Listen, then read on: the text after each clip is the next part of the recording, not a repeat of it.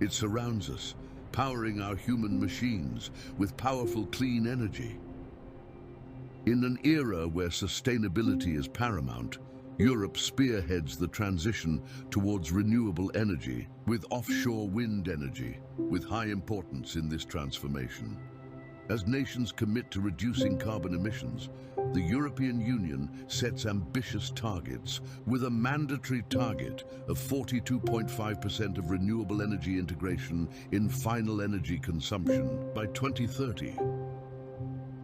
Compared to the total wind share in 2024, Europe expects to increase its offshore capacity by more than 150% by 2030.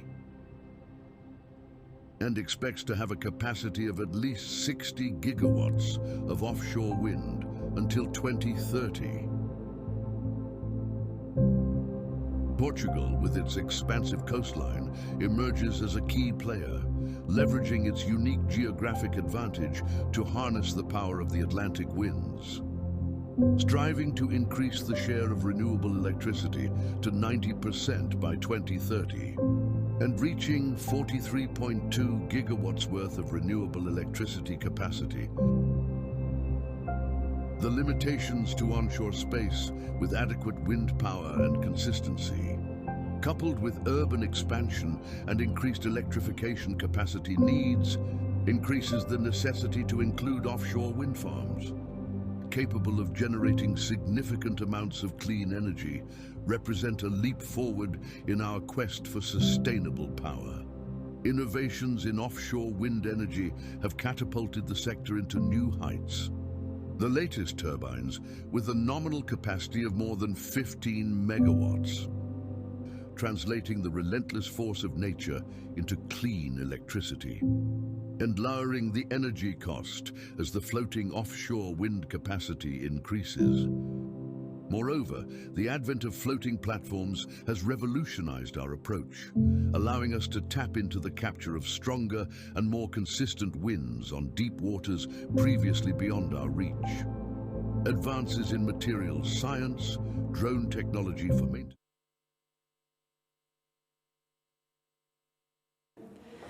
Regressamos para a última parte do dia de hoje e com um tema de extrema importância.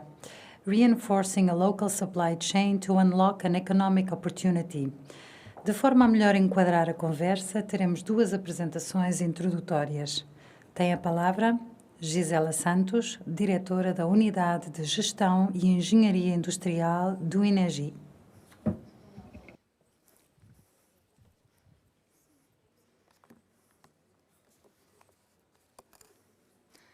Boa tarde a todos. Portanto, meu nome é Gisela Santos, sou diretora da Unidade de Engenharia e Gestão Industrial do INEGI, onde trabalhamos projetos de consultoria nas áreas da gestão de operações, da logística e da gestão da cadeia de abastecimento e também de economia circular e sustentabilidade. E trazer aqui um bocadinho o pontapé de saída depois para o debate relativamente às cadeias de abastecimento, nomeadamente às opções por uma cadeia de abastecimento mais global e também relativamente às oportunidades mais locais e, em particular, nacionais. Vou fazer uma breve apresentação do INEGI, muito breve, o enquadramento das cadeias de abastecimento e depois também debatermos então oportunidades e restrições para a cadeia de abastecimento nacional. Sobre o INEGI, somos um centro de tecnologia e inovação, com a missão de desenvolver a indústria e a economia em geral. Fazemos atividades de inovação, de desenvolvimento e transferência de tecnologia e também projetos de consultoria. Somos uma entidade privada, ainda que sem fins lucrativos, e terminamos o ano 2023 com um volume de negócios de cerca de 18 milhões de euros e cerca de 330 pessoas no nosso quadro de colaboradores. Estamos sediados no Porto, trabalhamos setores muito abrangentes e diversos, como poderão ver, do qual eu salientaria claramente as energias renováveis, a indústria, de modo geral, e também a economia do mar. E em termos de competências, as que nos trazem aqui hoje, que são a gestão da cadeia de abastecimento, mas também noutras unidades, a energia eólica e a eficiência energética. Então, relativamente às cadeias de abastecimento, portanto, no último século, nós assistimos, de um modo geral, a uma globalização da economia.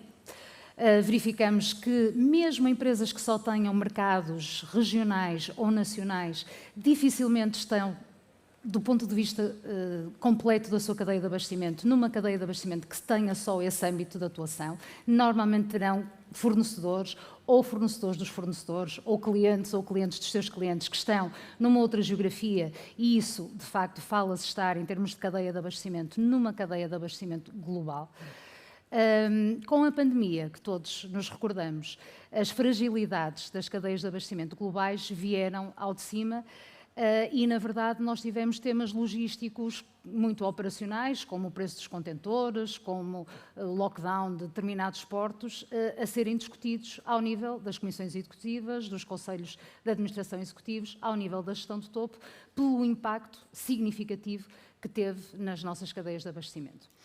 Depois da pandemia, esperávamos nós retomar a normalidade anterior a esse evento, mas, na verdade, o que todos os gestores de cadeia de abastecimento sentem hoje em dia é que, efetivamente, estão sempre a lidar com fortes eventos inesperados e disruptivos, em termos de cadeia de abastecimento.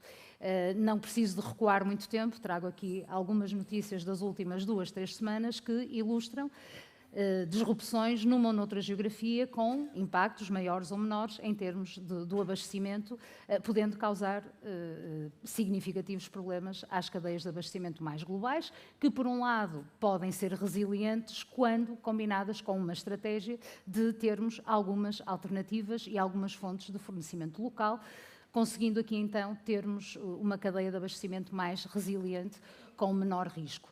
Hoje temos muitas pressões sobre a cadeia de abastecimento, a seguir à pandemia eclodiu uma guerra na Europa, mas, como digo, não precisamos de recuar tanto tempo para perceber que hoje já temos, por exemplo, dificuldades de navegabilidade no Canal do Panamá, devido ao baixo nível das águas, questões de segurança no Canal de Suez, devido à questão que se está a viver também no Mar Vermelho, e, portanto, isto vem, mais uma vez, trazer uma nova tendência em que, para além da globalização, nós temos muitas cadeias de abastecimento e empresas com âmbito de atuação global que estão a tentar ter aqui, então, uma estratégia de cadeia de abastecimento, proximidade e local.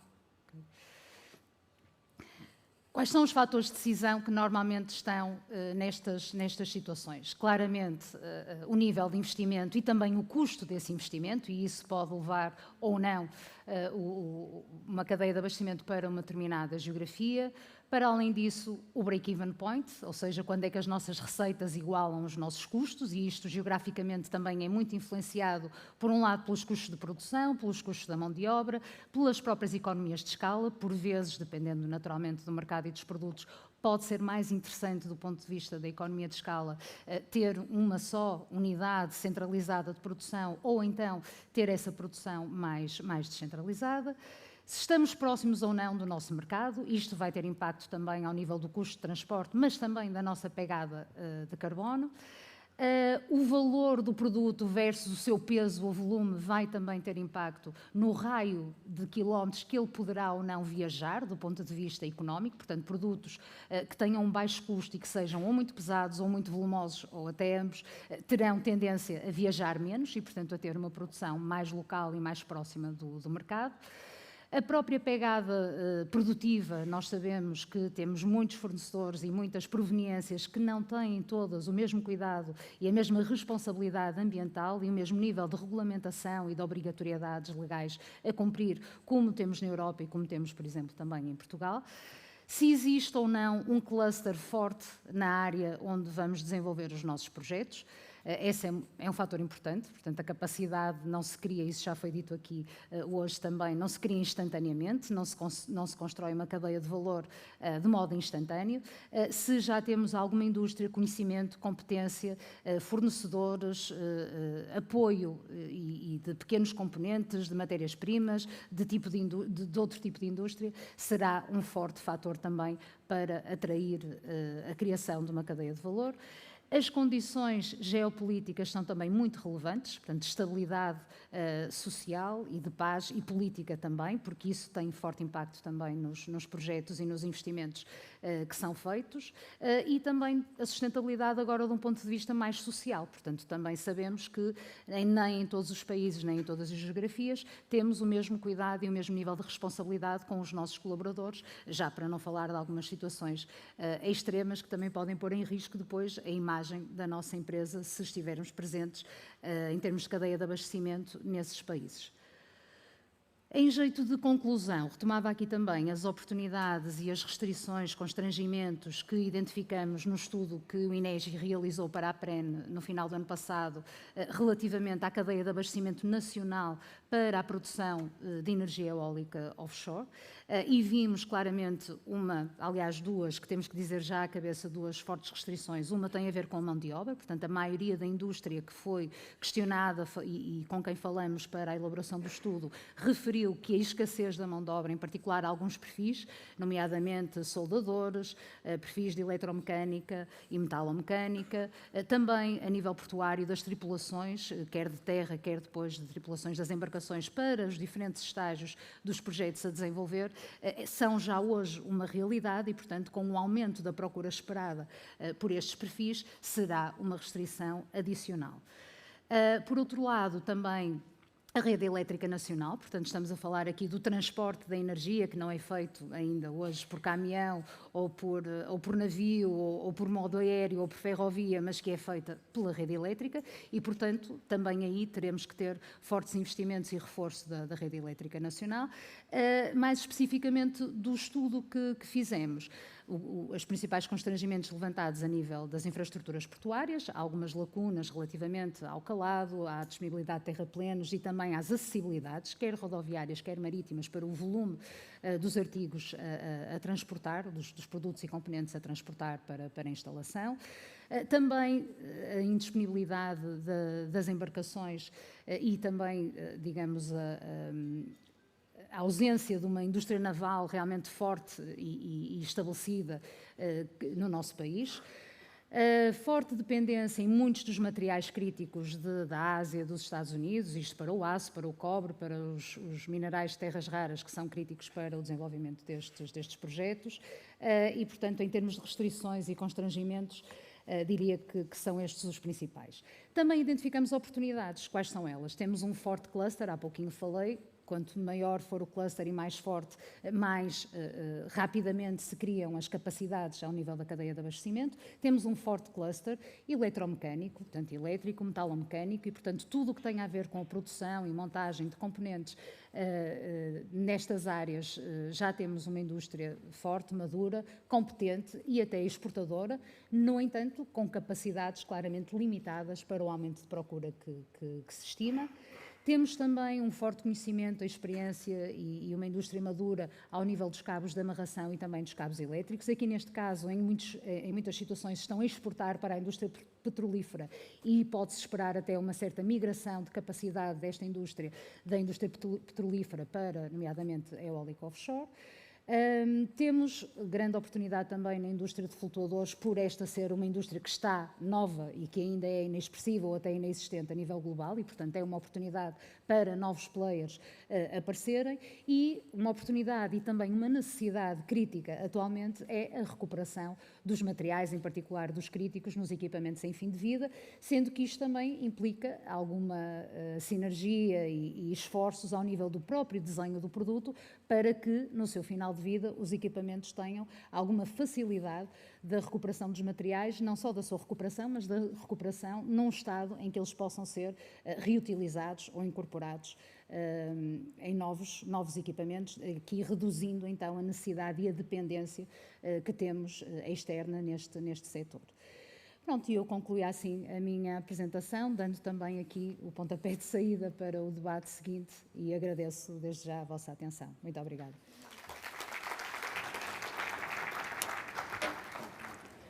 Convidamos agora Arne Vatnoy, Communication Manager da Norwegian Offshore Wind, para fazer a sua apresentação. All right, great to be here in Portugal, certainly.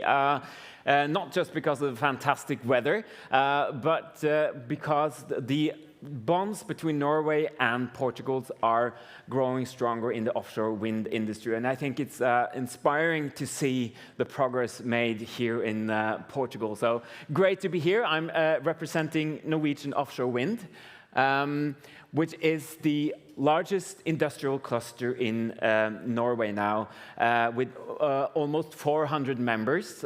We have sorted them here by color, but we are representing the entire supply chain in Norway, from also the developers down to the EPCIs and the small startup companies and the larger supply chain companies.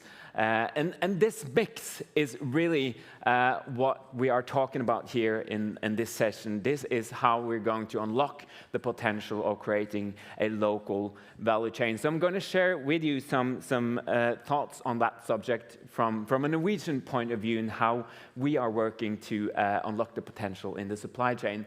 Now, what you see here is a mapping of the supply chain in Norway at the moment. We have very strong assets in all of these, except turbine supply. And we see some really strong synergies between Portugal and Norway in the offshore wind development now. And we have a competence that would be very useful in the stage where Portugal is in the development, the early development stage, with met ocean data, site investigation, and pre-FEED studies. So what are some aspects of building supply chain from our perspective in Norway? Well, I want to start with the ports.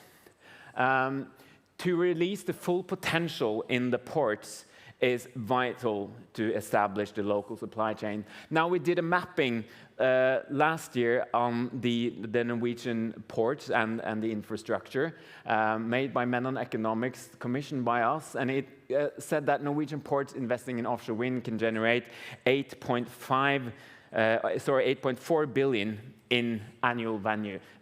It can employ approximately 6,400 people by 2030. These are local employees, right?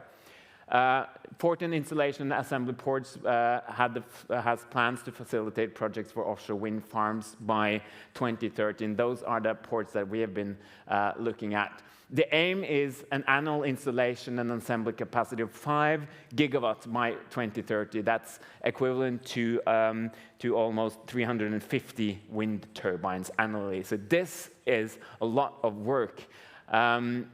Installation and assembly ports supplying the North Sea offshore wind development should have an annual capacity of 12 gigawatt by 2030. That's nearly 4 times the existing capacity. So why am I saying this? Well, as you can see, this is an enormous potential to employ and to drive the local supply chains forward. As an example, Fjord Base is one of the ports that we have on the west coast in Norway. Already, 63 companies are present at that site. That's 63 local companies that are involved in this because of the port development. So that's one of the keys for developing local supply chains. We see here a mapping of the ports that are interested in investing in offshore wind in Norway now. So this is going to be a key, an enabler to get local supply chains going and to make the investments. The biggest bottleneck in the mapping that we did last year with the ports and infrastructure was, of course, financing. How are we going to finance this? This is the bottleneck that we share with a lot of nations. I know that this is also an issue here in Portugal. So I think that's something we definitely need to discuss when developing supply chain. Another key point in developing a local supply chain is testing and demonstration projects. I represent the Met Center, which is the reason why Norwegian Offshore Wind has happened as a network is it grows out of the Met Center. You can see here the 2 floaters in the water today. The world's first floating offshore wind turbine you can see in the background, and then you have TetraSpar here closer to the picture. This is essential right, to build a local supply chain. We have now 8 concessions for testing, and new projects going into the Met Center, they need to show in the contract that they are actually going to involve the members of Norwegian Offshore Wind in this, which basically means to involve the local supply chains in the test and demonstration project. And that is also an important enabler to build on the local supply chains. We have some available slots now, and we put in qualitative criteria to win these projects going into the Met Center now. They must show a strong focus on building supply chains to actually get a slot in the Met Center.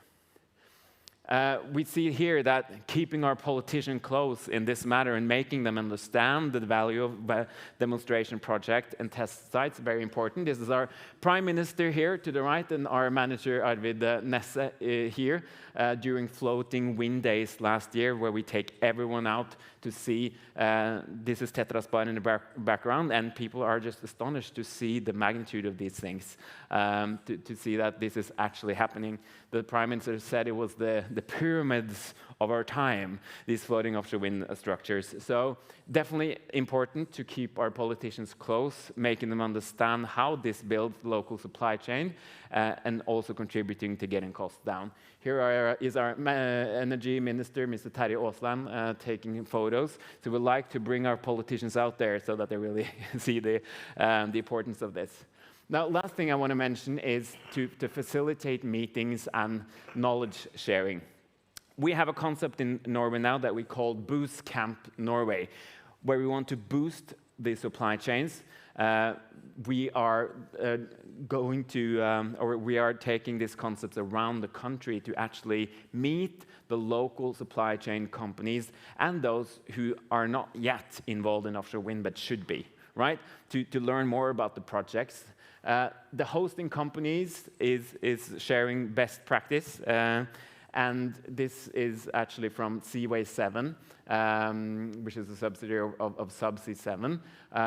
We were 100 people gathered in Stavanger to learn from each other, to meet, bring supply chain companies together so that they know how they could build together. This is a very important key point. And of course, we did the same with the developers interested in the Norwegian market.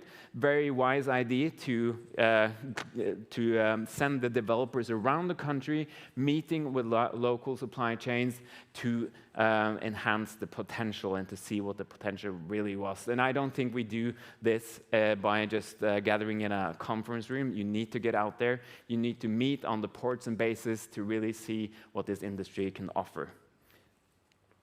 And last, I want to finish with this picture. This is from South Korea. And why am I bringing this point? Well, a very important aspect of building local supply chains and supply chains in general in offshore wind is diversity. We need to recruit from everyone. We cannot recruit from half the population. I can see a lot of conferences, a lot of men with blue blazers and no hair on their heads. But this is so important to also get women, to get diversity, to get different cultures in building the teams in the local supply chains. If we are not doing that, we are missing a huge opportunity. So I hope that's a key message that we can take away from this presentation today. Recruit from all parts of the population. Now, I want to finish off by inviting you all to Norway in the last week of May, Floating Wind Days. We're going to talk about this topic as well. We're going to tackle all the supply chain bottlenecks, the big questions for the development of the supply chains globally. So I hope to see you in Haugesund, where we will actually get the chance to go out to the turbines at the Met Center as well. It's worth the experience. Bring seasickness tablets, so you will make sure that it's going to be a good experience. And I hope you will have a good discussion here later. I'm happy to see ports represented in this panel as well. So thank you. Obrigado. Thank you. Passamos agora ao debate. Voltamos a convidar Gisela Santos, do INEGI, moderadora da sessão.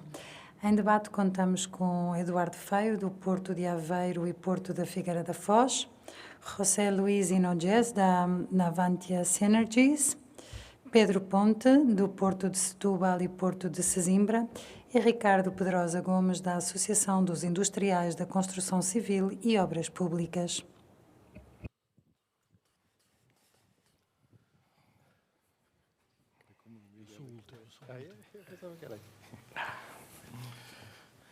Foi instrução. Boa tarde.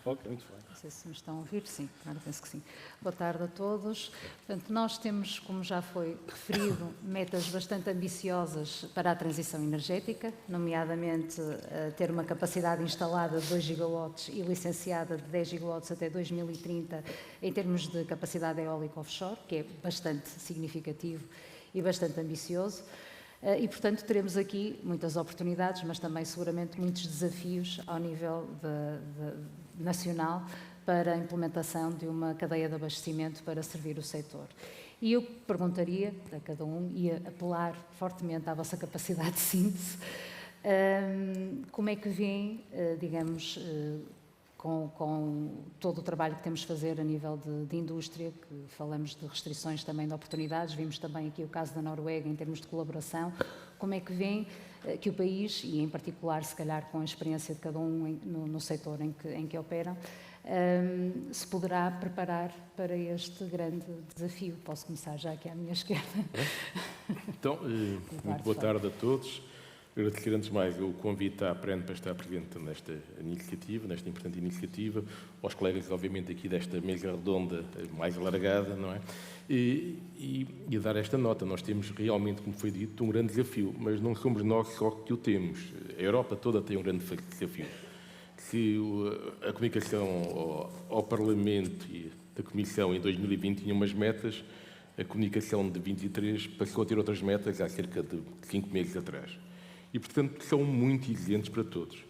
Obviamente, temos que nos preparar, desde o espaço de 2022, que naquilo que respeita agora mais diretamente aos portos, e ouvimos outras dimensões durante o dia de hoje também, que estão patentes nesse relatório que foi produzido e que foi publicado em maio, e que anteriormente também ao trabalho que o INESA desenvolveu, e que vimos aqui algumas notas, tínhamos, obviamente, um conjunto de metas ambiciosas. Os portos trabalharam nesta dimensão. Está aqui o Pedro Ponte comigo, que representa outro porto, e eu aqui falarei pelo Porto Aveiro, também posso dar umas pequenas notas relativamente à APP, digamos, fizemos o trabalho de casa.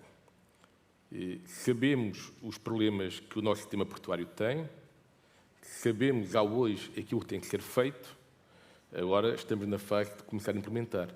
São processos que demoram muito tempo, alguns. Implicam licenciamento de obras marítimas, como vimos aqui, falou-se do calado, falou-se de preparar terraplenos, falou-se de preparar, na prática, o nosso sistema portuário para conseguir ter um papel ativo nas diversas fases daquilo que são a construção dos novos parques eólicos no offshore flutuante, em paralelo com as indefinições que também ainda existem e que também aqui já foram referidas seguramente durante o dia 2 e continuarão a ser, da tecnologia a utilizar, da standardização, de qual é que é efetivamente a dimensão que vamos ter em termos de capacidade de cada turbina.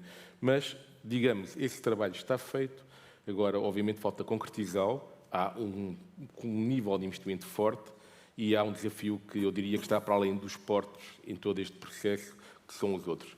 Eu admito mesmo que, atendendo àquilo que são os objetivos que a Europa tem, e, nomeadamente, na última comunicação, onde se diz, no plano de energia eólica, essencialmente isto lá interminadamente, não se pode perder tempo. Nós aqui também não podemos perder tempo e até vislumbro mesmo a possibilidade de haver necessidade de fazer quase uma estrutura de missão, algo que integra as diversas dimensões que o país tem que enfrentar, onde os portos obviamente estão presentes, mas há outras dimensões todas. As competências que foram aqui referidas pelo colega norueguês há bocado são fundamentais. A mão de obra. Quem é que vai fazer isto tudo? Como é que vai fazer? Em que tempo? De que maneira? Como é que se vai formar? A Europa tem um conjunto de iniciativas de financiamento nesta dimensão. Estamos a aproveitá-las. O plano de ação tem lá um conjunto de metas. Nós temos que nos conseguir, digamos, articular de forma multidimensional neste projeto e trabalhar articuladamente com o espírito de missão. É uma missão importante para chegarmos a 2030 com esses objetivos cumpridos, mas essencialmente para contribuirmos para que aqueles que são os objetivos que a Europa tem aconteçam num quadro geopolítico cada vez mais complexo. Muito bem. Se calhar passava a palavra também ao Pedro Ponte para dar a perspectiva do Porto, de Setúbal e Sesimbra. Ainda assim, se calhar, dando aqui mais uma chega à questão, por um lado o tempo que foi referido, que penso que não são investimentos nem baixos, nem fáceis realmente de executar, e também em termos de modelo de negócio, não é? Porque é bastante diferente do modelo habitual portuário, apesar de Porto Aveiro em particular, e termos já bastante indústria nos portos, não é? Esse tipo de modelo de negócio é realmente aqui bastante distinto do habitual, do transporte dos contentores, das embarcações, não é? Então, se calhar, dar-lhe, para ser uma resposta um bocadinho diferente, dar-lhe aqui essa nota. Eu, mais uma vez, agradeço o convite. Acho que é bastante importante os portos estarem aqui representados. Claro que todo esse ecossistema não acontecerá se os portos manifestamente não tiverem condições para o efeito. E, portanto, essa, desde logo, é uma constatação que não é específica de Portugal. A DNV fez uma análise de risco sobre todo o ecossistema e, manifestamente, as infraestruturas estão logo com uma prioridade absoluta, que tem que ser salvaguardada. Mas a questão muito concreta era relativamente à incorporação nacional e de que modo é que as empresas nacionais podem, efetivamente, participar neste sistema, em todo este processo. Para além do INEGI, o INEG tinha feito já um trabalho de base que incidiu sobre 20 anos de energias renováveis oceânicas no projeto Ocean Trans e georreferenciou cada empresa nacional que consideraram que poderia ter algum contributo para este processo. Portanto, ao georreferenciar, consegue-se perceber no mapa do país onde é que esta empresa está. E, portanto, nós estamos a falar de portos, mas temos que ponderar onde é que essa logística, essa acessibilidade da empresa até ao porto pode acontecer. Claro que, atendendo à dimensão dos componentes, e estamos a falar de pás com muitos metros, estamos a falar de nacelles com muitas toneladas, os espaços nos portos são particularmente visados. E então foi por aí que os portos começaram a trabalhar. O que fizeram foi, então, há um espaço que é finito e qual é a qualidade das infraestruturas existentes, como é que nós podemos criar novas infraestruturas. E foi esse trabalho que cada porto fez. Portanto, mapear o existente, identificar áreas de expansão, o que é que podemos expandir para ir ao encontro da pergunta modelo de negócio. Claro que aqui há um modelo de negócio totalmente dispar daquilo que é o clássico movimentação de mercadoria. Porquê? Porque realmente nós estamos num negócio que não corre sempre com o mesmo passo, terá com certeza níveis de procura em face da própria forma que o processo decorrer. E inclusive com metodologias diferentes. Porquê? Porque nós teremos soluções em aço, mas também existirão soluções em betão. E, portanto, desde logo a cadeia logística já é diferente, o espaço já é diferente, os atores já são diferentes. Portanto, todo este mapeamento teve que ser feito, não só no Porto, no seu entorno e no plano de água, que todo este contribuirá para que possa ocorrer o leilão offshore e que possa existir incorporação nacional. Agora, há aqui todo um conjunto de oportunidades, e não é à toa que vemos um patrocinador de um gabinete de advogados, portanto, há oportunidades para muito mais do que apenas a indústria, para as seguradoras, para todo um conjunto. Como ouviram o IPMA a falar da quantidade de estudos que se irão decorrer? Já viram a quantidade de oportunidades que existem para empresas nacionais desenvolverem este tipo de estudos? Portanto, há realmente oportunidades para muita empresa. E, inclusive, quando se coloca alguns números em cima disto, se o leilão for os 2 gigawatts que agora está a ser proposto, façam as continhas. 2.000 megawatts a dividir por 15, que é uma turbina base, dá 134 turbinas. Se nós construirmos a partir do ano que vem, 25, para 30, são 60 meses. Se dividirem, dará uma turbina a cada 2 semanas. Portanto, é o desafio que nós temos aqui pela frente. É esse o desafio para o país. Muito bem. Se calhar passava também a palavra, Ricardo Pedrosa Gomes, se puder acrescentar à discussão. Eu vou acrescentar algum ceticismo, porque acho que estas discussões são viradas para o lado otimista, correm o risco de depois não nos focarmos no essencial. Bom, o que é que a indústria pode fazer? Primeiro temos que perceber para onde é que a indústria está a ir. Tudo indica que, do ponto de vista da eficiência de custo, o que vai ser a base tecnológica das soluções vão ser aquilo que é a experiência do oil and gas. Portanto, estamos a falar de aço. Não acredito nada no betão, peço desculpa, e eu sou do betão, mas pronto, vale o que vale. Portanto, é para aí que provavelmente a tendência será. Isto é um bocado arrojado de dizer, sabemos que estamos todos na fase da prototipagem, mas seja como for, parece lógico.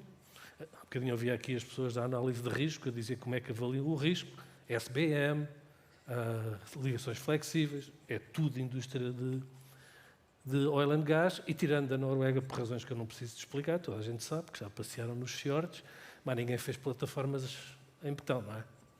Deve haver uma razão. Pronto, portanto, sendo assim, a indústria pode, obviamente, e há uma larga tradição em Portugal, na montagem de estruturas metálicas, até na sua própria execução, não sendo nós produtores de aço, que é uma questão. Portanto, não sendo aí, o que é estratégico para nós, para montar uma cadeia logística e atrair, é condições de implementação de todas aquelas indústrias que depois vão, digamos assim, fornecer, neste caso, os dispositivos e as turbinas. Bom, tudo indica que o streamline do custo da indústria passará pela montagem junto ao cais. Porquê? Porque, obviamente, que nós já estamos a falar de pás com amplitudes de 260 metros. Penso que a Siemens já vai fazer 281 metros na Dinamarca. Mas se ainda não está lá, há de estar. E, portanto, estamos a falar da inviabilidade, por custo, de andar a montar coisas em flutuação. Portanto, o que vamos querer fazê-las é junto aos cais. Portanto, o assunto é infraestruturas portuárias, ponto. Se não se resolve esse problema, se não há, de facto, isso entendido como um desígnio que pode criar uma cadeia no país, nacional é uma história mais complicada, no país, se isso não for feito, um exemplo, Windfloat, Setúbal a aguçadora, 400 km. Ferrola a aguçadora, metade. Já sabem para onde é que vai a cadeia logística. Não quero estar a entrar aqui no orador seguinte, mas é óbvio e é evidente, até porque percebemos há bocadinho que a questão... E aí há aqui uma questão relevante. Aquilo que parecia ser, pelo menos, a intenção mais esplamada anterior, por isso é que eu dizia um certo ceticismo. Eu gostaria de ver que o modelo e o desenvolvimento da indústria fosse mais lento, porque nós precisamos de tempo. Nós não temos hoje nenhuma infraestrutura portuária disponível que cubra todas as valências que vimos ali. E conhecendo o país onde estamos, com exceção talvez do Porto de Sines, curiosamente o que fica mais longe do centro de gravidade das futuras concessões, todos os outros têm constrangimentos à expansão das suas infraestruturas por razões ambientais, vou ser otimista, que levam que qualquer projeto pensado hoje leva 5 a 7 anos a estar executado. Se for para ter entidades que vão concorrer aos leilões, num driver que quer queiramos, quer não, é essencialmente financeiro num primeiro momento, e em que o tempo é essencial, estamos fora. Muito bem, obrigada. Aproveito para perguntar ao José Luís se consegue também partilhar um pouco da experiência, no fundo, em Espanha e também dos projetos que já realizaram aqui em parceria com Portugal, para que lições aprendidas, não é? Para podermos também partilhar essa perspectiva e perceber como é que nós poderemos, então, quando falamos de cadeia nacional, não para o mercado nacional, tem que claramente ter escala e ser exportadora, caso contrário será realmente difícil que se estabeleça algum tipo de investimento. Acho que aí estamos todos de acordo. José Luís, obrigada. Gracias. En primer lugar, pedir disculpas por mi portuñol. A estas horas de la jornada ya estamos cansados y probablemente cueste más entender mi inglés que mi portuñol. Además, así cerramos el ciclo, empezamos la jornada en portuñol con Juan Virgilio y creo que es un bonito ejemplo de cómo debemos enfrentarnos al reto de la eólica offshore y de los números que estamos hablando, no poniendo el foco en un país y mucho menos en una región, sino viendo un poquito más desde fuera de qué manera podemos colaborar, porque el pastel es muy grande como para que nos peleemos por él. Comentabas ahora el número de turbinas, 2 turbinas al mes. Nuestras instalaciones estimamos que si las ponemos a tope de rendimiento podríamos entregar un flotador al mes. La mitad del pastel está disponible todavía. Exatamente. Siendo Exatamente. optimista. Exatamente. Muy importante, además, no partimos de cero. Partimos con la ventaja de haber trabajado juntos y de tener Blue Float. De Blue Float tenemos todos que aprender mucho. Y hemos oído muchas veces a lo largo del día mencionar lecciones aprendidas. Es mucho más fácil decirlo que de verdad hacerlo. A nosotros nos ha ocurrido tener 2 proyectos seguidos con un diseño que viene de la misma empresa de ingeniería y que las modificaciones y mejoras que hemos implementado en el primer proyecto no estaban en el segundo. Las lecciones aprendidas no se transmitían. Nuestro negocio va muy rápido y se pierden las cosas. Tenemos que aprender de Blue Float, tenemos que aprender de Kincardine. Creo que estamos de acuerdo todos que tiene que haber mejor manera de hacer el mantenimiento, por lo menos una manera más rentable, que la que se está haciendo en Kincardine.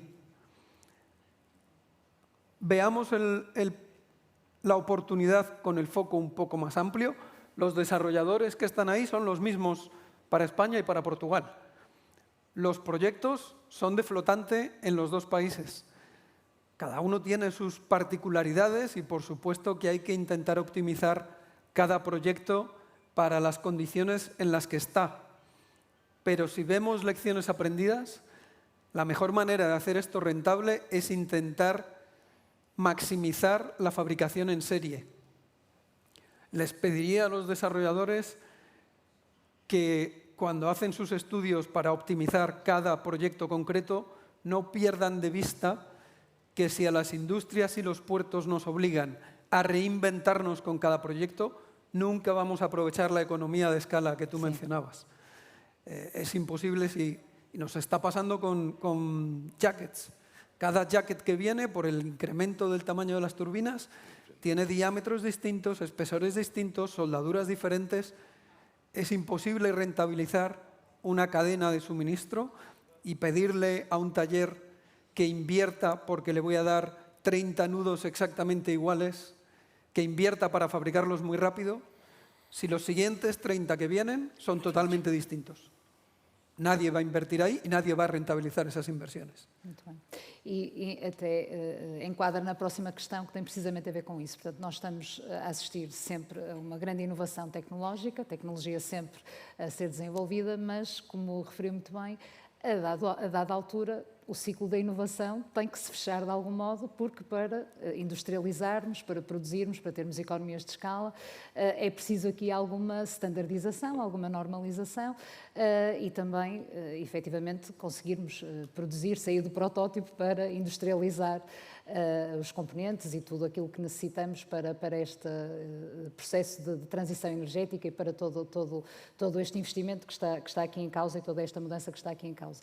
E a minha questão é, e vimos também a apresentação do caso da Noruega, de forte colaboração, do envolvimento das entidades políticas, de sinergias, de envolvimento, de falar, de juntar todas as partes para efetivamente conseguirmos uma melhor colaboração. E eu pergunto, na nossa realidade, se calhar também posso começar já pelo José Luís, até porque estava já no tema, a nossa cultura colaborativa diria que não é, se calhar, a mais forte em geral e, portanto, como é que nós vamos conseguir efetivamente fazer isto? Portanto, colaborar indústria, tecnólogos, quem faz a inovação e o desenvolvimento, quem efetivamente vai investir, as próprias entidades políticas, como é que vamos chegar a bom porto, neste caso, para realizarmos e conseguirmos atingir metas que são efetivamente muito ambiciosas e que não se conseguem estabelecer as cadeias de abastecimento de um dia para o outro, não é? Portanto, como é que nós pomos isto em marcha do ponto de vista da colaboração e de todas as diferentes entidades?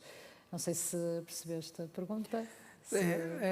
Hablo en portuñol. Es curioso como a nivel político, durante los últimos año y medio, hay como una competición por ver quién llega antes, si España o Portugal. Curiosamente, cada vez que uno de los dos coge ventaja, ese gobierno cae, convoca elecciones generales y se para todo y el otro le adelanta. Esperemos que no siga la competición por ahí. Creo que también a esos niveles hay que verlo como oportunidad global. Incluso los TSOs, hoy hemos tenido presentación de Redeia, Red Eléctrica Española, puede haber muchas ventajas si hay sinergias entre las dos redes de distribución. Si políticamente se comparten experiencias y se definen las subastas en los dos países, que estamos en un momento muy parecido, aprendiendo de lo que esté ocurriendo, saliendo bien o pudiéndose mejorar en el otro país. Por debajo de todo eso, como industria, no tiene sentido que compitamos. El negocio es grande y la única manera de poder alcanzar la mayor parte de ese negocio es si trabajamos juntos. Si competimos, acabarán trayendo de fuera estructuras porque sea más barato que poner orden en la pelea que tengamos entre nosotros. Muito bem, obrigada. Eduardo, quer aqui acrescentar? Sim, só duas breves notas. Uma tem a ver com a questão que, voltando um bocadinho atrás, eu acho que nós temos que estar motivados, não temos que ser otimistas, porque o desafio é brutal para todo, que fique claro, para toda a Europa e até um desafio global. Mas, por exemplo, nós hoje já exportamos através dos portos um conjunto de equipamentos, nomeadamente para o offshore. Nós, no Porto de Aveiro, estamos a exportar para os Estados Unidos e para o Norte da Europa já um conjunto de estruturas todos os meses, não é? E, portanto, esta dimensão da cadeia, digamos, de valor que é global, Portugal pode ter um papel independentemente, e deve tê-lo, independentemente dos seus projetos de novas, ao fim e ao cabo, espaços para aproveitar a energia eólica em frente aqui à nossa costa. Nós já estamos nesta cadeia de valor, temos que nos preparar para cada vez estarmos mais, como estivemos também na cadeia no onshore. O Porto de Aveiro, fizemos umas contas, que já exportou mais de 500 mil toneladas de pás eólicas desde 2011. A primeira pá que saiu do Porto de Aveiro foi em 2011, aliás, veio de Madrid para ser carregada em Aveiro para ir para o Norte da Europa. E, portanto, já há essa cultura no país, já sabemos fazer, temos que aprofundar algumas dimensões e, portanto, nessa perspectiva... Mas a escala será... Claro, a escala é uma escala de não é? 800 mil milhões de euros até 2050, que são os números da União Europeia. É isso que estamos a falar. Por isso, é preciso ter mesmo muito otimismo, não é? Mas pronto, para dar essa nota, e não pode deixar de ser feita sem ser em colaboração. Nós temos tido contactos com o Porto de Espanoja, temos estado na Corunha, estivemos connosco, sabemos que vamos ter que colaborar e temos que só assim é que vamos conseguir, obviamente, fazer frente ao desafio que temos. Mas também temos que ter a noção dos custos associados. Ainda há bocado se falava, trazer uma estrutura de Setúbal, por exemplo, para Viana, obviamente, os empreendedores vão querer reduzir custos. É como fazer a manutenção de uma estrutura que está ao Largo da Figueira daqui a 10 anos, esperemos, não é? E vamos puxá-la para um porto, se vamos pô-lo em Sines ou na Corunha, não tem muito sentido, se calhar é melhor fazer e pô-la em Aveiro, que está ali ao lado, que terá mais de 85 hectares eventualmente disponíveis e que pode ficar lá. Obviamente tem que haver os investimentos. Mas eu diria isto, há esta necessidade forte de ser muito focado e de investir, mas há uma necessidade que nos ultrapassa, que era de sentar o standard. Qual é o standard? Até onde é que paramos? Até onde é que paramos da inovação? Nós temos que começar a concretizar, não é? Temos vários projetos piloto, temos que concretizar, é o que estava a dizer. Provavelmente vão ser flutuadores em metal, não vão ser em betão. Mas onde é que paramos? E isso já não depende muito de Portugal. Eu acho que não. Depende de um conjunto de empresas que estão ali, que estiveram aqui atrás há bocado, que têm que saber onde é que devem parar para começar a fazer dinheiro, digamos assim, negócio. Não é? E nós temos de nos capacitar para dar essa resposta. E isso é que estamos a fazer. Mas diria, sem colaboração e cooperação não conseguimos criar otimismo. Pedro, cooperação? Falo eu. Então, eu gostava de retomar aquilo que foi dito das lições aprendidas e dizer que o WindFloat foi cá produzido, mas era o WindFloat tubular. E agora a principal power apresentou o WindFloat F, Flat Panel. E, portanto, o facto de deixar de ser tubular e passar a ser flat panel permite, desde logo, a automatização, permite o tal standard que a Gisela perguntava e, inclusive, que a fabricação não tenha que ser exclusivamente no Porto. Ou seja, esse bloco, esse mini bloco, já pode ser produzido em zonas remotas, em zonas diferentes daquelas que são as zonas portuárias. E, desde logo, esse aspecto, lição aprendida, permite que exista uma incorporação diferente de outras empresas que não exclusivamente aquelas grandes empresas, os grandes estaleiros, Navante e outros como tais. E, portanto, desde logo há uma lição aprendida que, desde logo, permite que outros atores já entrem neste ecossistema. Acresce que é muito necessário empresas âncora para depois vitalizar tudo o resto. Portanto, se há aqui a palavra de toque, é necessária ação, decisão. E, inclusive, sabemos, hoje já foi aqui falado, temos um governo há muito pouco tempo em funções, mas estamos todos expectantes para percepcionar de que modo é que aquilo que está atualmente na pasta de transição é absorvido e é posto em prática, todos nós, para podermos dinamizar, sejam projetos de infraestruturas, sejam projetos de ordenamento, sejam projetos de acessibilidade, como já aqui foi falado, que não é só terminal, há todo um conjunto de outras dimensões que têm que ser atendidas, mas para o efeito nós todos necessitamos que haja um rumo. E isso é bastante importante. Depois, a questão do sincronismo. Não basta também ter infraestrutura. Se nós estamos a falar de cadeia logística per si deve ser síncrona.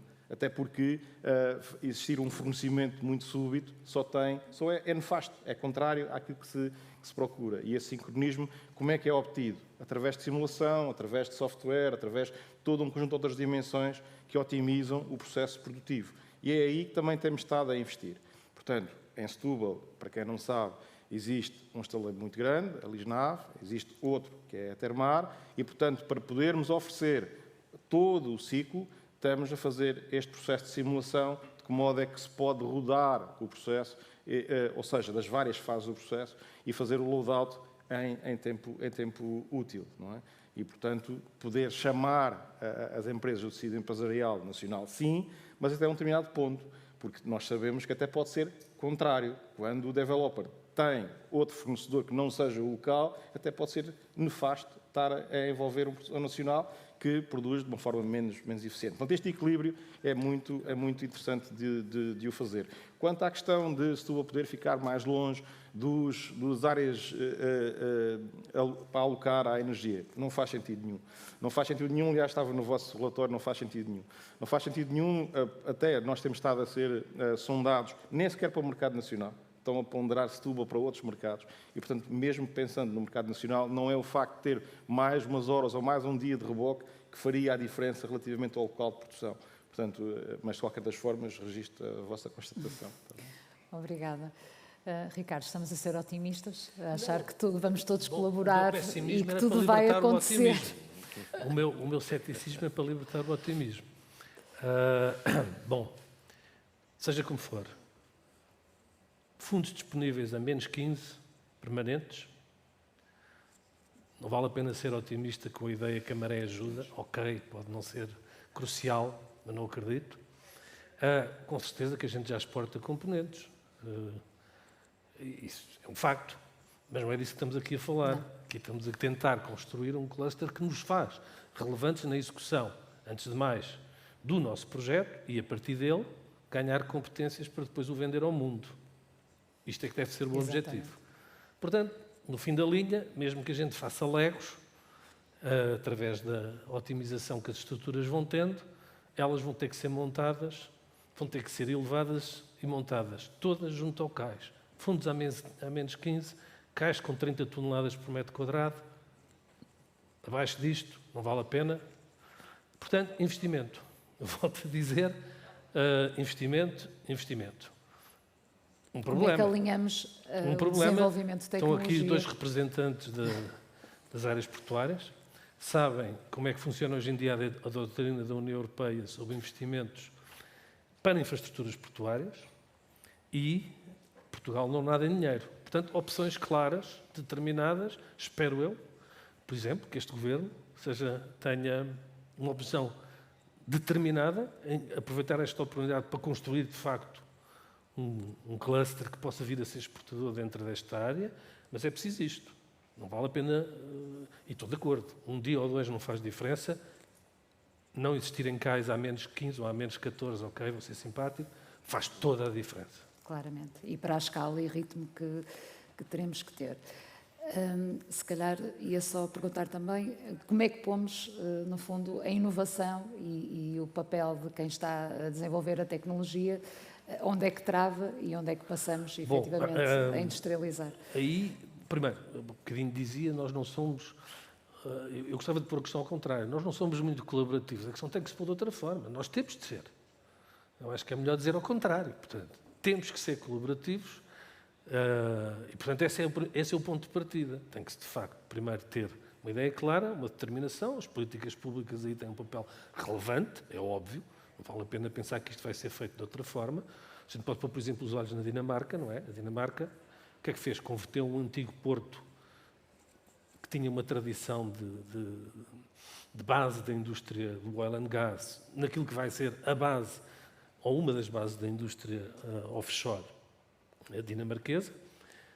Dinamarquesa, mais do que isso, mas daquela zona, está a fazer uma segunda na ilha de Bornholm, no ponto de Rohr, está a fazê-lo, o porto já existia, mas está a ampliá-lo de raiz só com esse objetivo, portanto, lá está, não vale a pena escamotear a coisa, as infraestruturas têm que ser feitas à medida da industrialização do processo e a montagem é relevantíssima nisso. Não vale a pena pensar que as coisas vão ser montadas umas em cima das outras a 30 km da costa. Isso não vai acontecer, pelo menos não naquilo que a tecnologia há 30 anos permite antecipar. Portanto, essa questão é importantíssima. Depois tem que se congregar. O exemplo norueguês é claro do que é que deve ser feito. É um caminho, parece-me o caminho certo. Diz, mas nós somos assim. Bom, mas temos que ser. Vamos pensar positivo. Agora vou ser otimista. Vamos pensar positivo, temos que mudar a maneira. Claro, não há outra forma. Temos que o fazer e temos que o ser. Eu acho que o caminho é bem. E depois ter muito clara a ideia do que podemos fazer. Eu gostei muito de ouvir, se repararam bem na apresentação, toda a gente reparou com certeza, do Paul Strand norueguês, ele foi muito claro, nós não fazemos turbinas. Exatamente. Nós fazemos é tudo o resto e vamos nos preparar para atrair que tudo o resto seja feito por nós. E a partir daí todas as empresas, serviços, falou-se nos seguros, de engenharia, há um mundo. É isso que vamos fazer. Não vamos pensar agora em fazer aquilo que a gente não tem, nem o know-how, nem a capacidade instalada para fazer. Eu acho que essa também é uma boa abordagem. Obrigada. Ou então passar aqui uma questão que temos da assistência. Como é que podemos gerir a dominância da China nas cadeias de abastecimento globais de energias renováveis? Se a Europa está disponível, disponível para pagar o prémio para diversificar, ou seja, no fundo, para fugir destas origens, da origem da Ásia e da China em particular. Alguém quer dar alguma chega a este ponto? A própria Gisela referiu o benefício de ter cadeias de abastecimento mais próximas. Aquilo que se designa nearshoring permite que, ou melhor, reduz, mitiga o risco de existirem cortes nesse abastecimento. Sem dúvida, coloca-se realmente aqui a questão de competirmos contra um gigante que já está instalado com as respectivas economias de escala. E a questão geográfica. Já agora, para quem não sabe, não só em termos de turbinas, por exemplo, a Lisnave anunciou um programa de reciclagem de navios e este está-se poder alocar à construção. Circularidade. Portanto, mais uma vez, uma componente logística, mas de proximidade. E, portanto, esse é um aspecto importante de levar em linha de conta. ¿Más alguien tiene algo que quiera acrescentar? Respecto, Wind Europe tiene varias iniciativas en marcha y esta semana creo que se anunció que se inicia una investigación por parte de las autoridades europeas sobre los incentivos del gobierno chino a los fabricantes de turbinas. Hay otra investigación sobre la seguridad de los datos de las turbinas que vienen de fabricación china. Está en marcha el proceso de aranceles, aunque no se llaman así, por la generación de carbono cuando se fabrican acero o estructuras de acero fuera de la Unión Europea. Hay varias iniciativas en marcha que habrá que ver qué resultados dan, porque la legislación europea no es fácil y es bueno que sea así para no ponernos trampas o limitaciones a nosotros mismos, pero creo que hay por lo menos la sensibilidad de un problema que existe y que hay que atajar o intentar resolver. Muito bem. Alguém quer acrescentar mais alguma questão? Penso que aqui só também um comentário. A questão que se coloca efetivamente tem a ver também, a questão regulamentar é importante, mas nós durante muitos anos, a nível europeu, fomos desinvestindo de algum tipo de indústria mais extrativa e transformadora pesada, não é? E que, de facto, mais uma vez, não é de um dia para o outro, apesar da Europa já estar, no fundo, a tentar corrigir esse rumo, que efetivamente essas capacidades vão aparecer de modo instantâneo e rápido. Sabemos que são investimentos significativos, sabemos que as economias de escala aqui são fundamentais e no fundo, que já há players gigantes instalados. Portanto, há aqui a questão também, e para o ponto de vista económico, não é? Se a Europa está disposta a pagar para essa migração ou para essa transição. Pronto. Não sei se deixa aqui querem deixar algum comentário final? Se não, encerramos então o painel. Muito obrigada pela vossa atenção.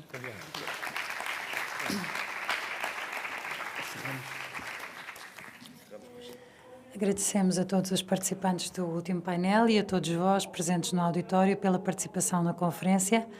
Damos novamente o palco ao Presidente da Direção da APREN, Pedro Amaral Jorge, para as suas considerações finais.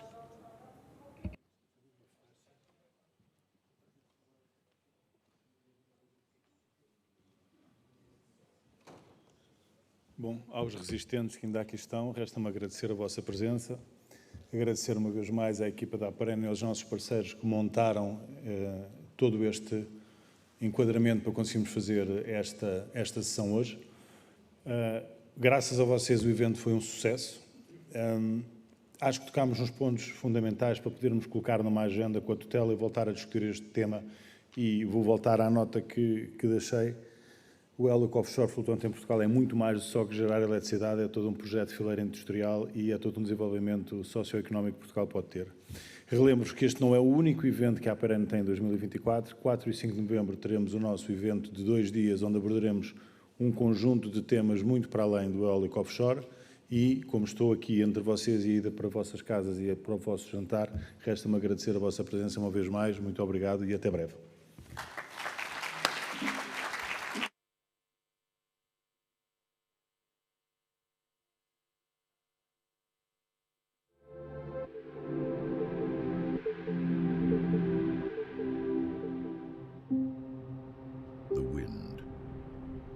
It surrounds us, powering our human machines with powerful clean energy.